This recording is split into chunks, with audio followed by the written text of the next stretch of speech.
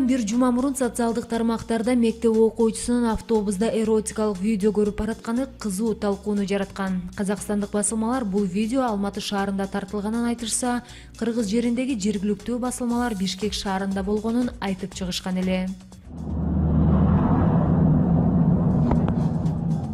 Технология интернет өнүккөн заманда тили чыгып калган баладан тарта телефон же болбосо компьютердин жардамы менен интернетке оңой эле кирип, кааласа да каалабаса да ар түрдүү видеолорду көрүүгө мүмкүнчүлүктөр көп. Бирок бул нерсенин балага тийгизген таасири канчалык зыян экенине көпчүлүгүбүз маани бере бербейбиз. Ушундай бир нерсени көргөндө ичинде мындай возбуждение же өзүнүн кызыгып баштайт да ошол нерсени көргөндөчү. Бирок ата энем эмне үчүн муну жаман деп айтып атат депчи. Ошон үчүн огош бетер ошондой нерселерди көргөнгө мотивациясы көбөйөт да. Ошол суроону чечиш үчүн ата эне мындай бир нерсени муну болбойт же бул жаман дегенде сөзсүз түшүндүрүп бериши керек туура болот го дейм да. Мисалы, порнография көрүп калганын байкап калса, болбойт, жаман деп жөн эле урушуп койсо, анда бала ичинде мындай уялуу сезими пайда болот. Бул сексуальность, секс деген нерселер жаман турбайбы деп биринчиден. Андан кийин мен ушундай жаман нерселерди көрөт турбаймын, значит мен жаман турбайм деп өзүн күнөөлүү сезе баштайт да. Ошондой жаман сезимдерге алып келет. Ал дагы аз келгенсип, мындай бала өнүгүп келаткандай генерализация деген нерсе бар да. Например, порнография жаман, значит порнографияда секс, секс болсо, значит бүт сексуальность это жаман дегенде чечим кабыл алат дагы өзүнүн сексуалдык жагын жаап салыш мүмкүн да балачы бир эле порнография жаман деп айтыш үчүнчү. Ошон үчүн ата эне так именно порнографияны же насилие болуп аткан же жаман бир уруш талаштардын видеолорун, сүрөттөрүн көргөндө именно эмне үчүн ошол нерсе жаман болгонун түшүндүрүп бергени, чтоб тактапчы, что сексуальность жакшы, бул жакшы нерсе, сезимдерин чыгарган нерсе жакшы, именно сага мындай порнография жаман нерсеге алып келет деп түшүндүрүш керек. Берки жагын алып кетсекчи, жана сиз айтып кеткендей жаман видеолор болот атпайбы, мушташ, бирөөлөрдү өлтүрүп же бирөөлөрдү сабап дегенчи. Балага эмне үчүн ал зыян алып келет? Анткени мындай адам деген көбүнчө биз моделирование менен үйрөнөбүз да. Башкаларды көрөбүз, аларды туурап, алар кандай кыймыл аракет кылса, биз да ошондой кыймыл аракет кыла баштайбыз.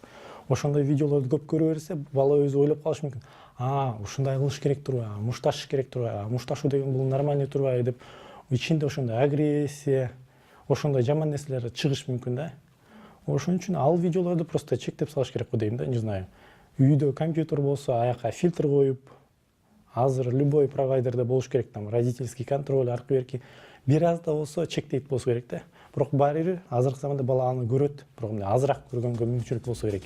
Психолог Самат Алканов компьютерди баланын бөлмөсүнө коюуну сунуштабайт. Мындан тышкары балаңызга интернетке качан, кайсы убакта, кандай сайттарга кирсе болоорун түшүндүрүү керектигин айтат. Чын эле бала ошондой порнография же ошондой жаман видео же оюн-поюндардан алыстатыш үчүн балага мындай кызыктуу жашоо куруп бериш туура болот го дейм да. Мындай курстарга барып, тренировкаларга барып, же определенный бир социальный мероприятияларга катыштырып, ошондойлорго кызыгып, ошондой бир баланын максаты болуп, бир нерсени каалап, ушинтсе, мындай видеолорду көрүп же жөн ойноп отурганга мындай убактысы да жок, көңүлү да жок болуп калыш керек да. Баланы интернет зыяндарынан түшүндүрүү же тыюу жолу менен чектөө көп учурда ишке аша бербейт. Андыктан мындай зыяндуу нерселерден коргоочу программалар, тиркемелер бар. Бирок алар деле 100% жардам бербейт дейт IT адиси Медер Кидиков. Негизи телефондордон, планшеттерди өспүрүм балдарга, жаш балдарга карматканда өзүнчө атайын программалар болот. Алар контроль коет. Ал программалардын жардамы максаты эмнеде? Чтоб жаш бала туура эмес сайттарга кирип кетпесин. Аларды азыр Android же iOS телефондордо ошондон Play Market'тен же Apple Store'дон көчүрүп алып, установка кылып, настройкалап коюш керек. Мисалы, Play Market'тен KidPlace деген программа бар. Ошону көчүрүп, настройкаласа болот. Ал жерде ата эне көзөмөлү деген функция бар. Ал жерден тандап коесуң, телефондун кайсы бөлүктөрүнө кирсе болот, кайсы бөлүктөрүнө кирсе болбойт. Жана интернетти, Wi-Fi'ди кандай колдонулат, фильтрди да, мындайча айтканда ошондой коюлат.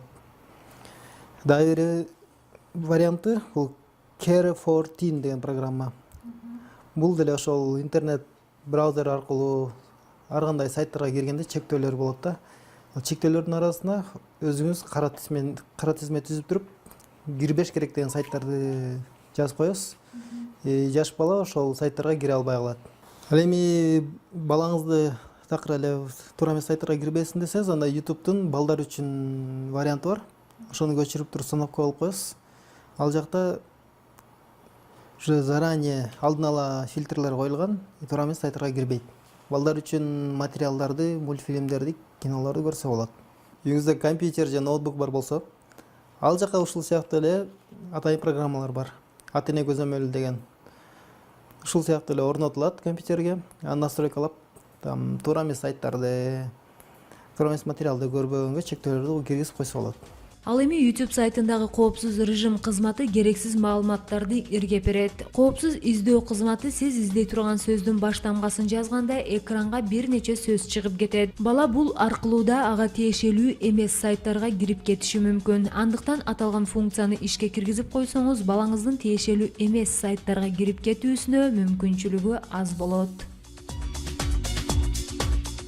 Интернет күндөн күнгө күчтөнүп, адамдарды өзүнө муктаж кылып турган учурда балдарды интернет зыяндарынан коргоо бүгүнкү күндүн орчундуу маселеси десек болчудай. Маалымат үчүн айта кетсек, дүйнөнүн бир катар өлкөлөрүндө интернет жок же ага чектөө киргизилген. Алсак, Корей Элдик Демократия Республикасында интернет дээрлик жок.